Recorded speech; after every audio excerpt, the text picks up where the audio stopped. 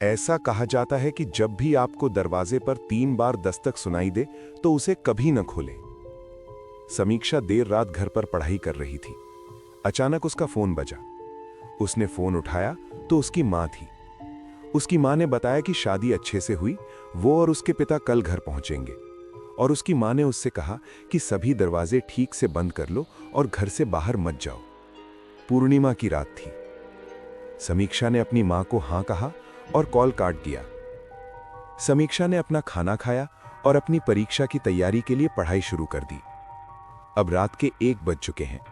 समीक्षा अभी भी पढ़ रही थी, लेकिन साथ ही उसे नींद भी आ रही थी। अचानक किसी ने 3 बार दरवाजा खटखटाया। समीक्षा ने यह सुना और डर गई।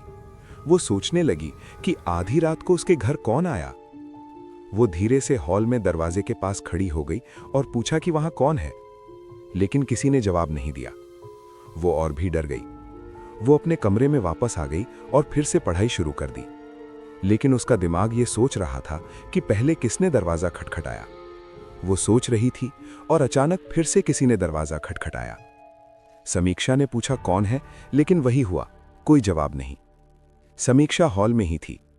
एक विचार आया। उसने अपने पड़ोसी को फोन किया जो देर रात उसी की तरह परीक्षा की तैयारी कर रही थी। वो उसे सारी घटना समझाती है कि कोई उसके साथ मजाक कर रहा है। हो सकता है पड़ोसी शरारती बच्चे हों।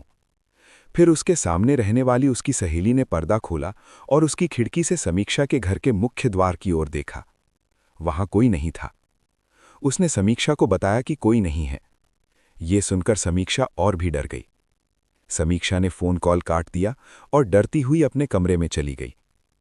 अभी रात के 2:30 बजे हैं। अचानक दरवाजा खटखटाया गया, लेकिन इस बार ये उसके बेडरूम का दरवाजा था। To be continue. अगले भाग के लिए लाइक और सब्सक्राइब करें।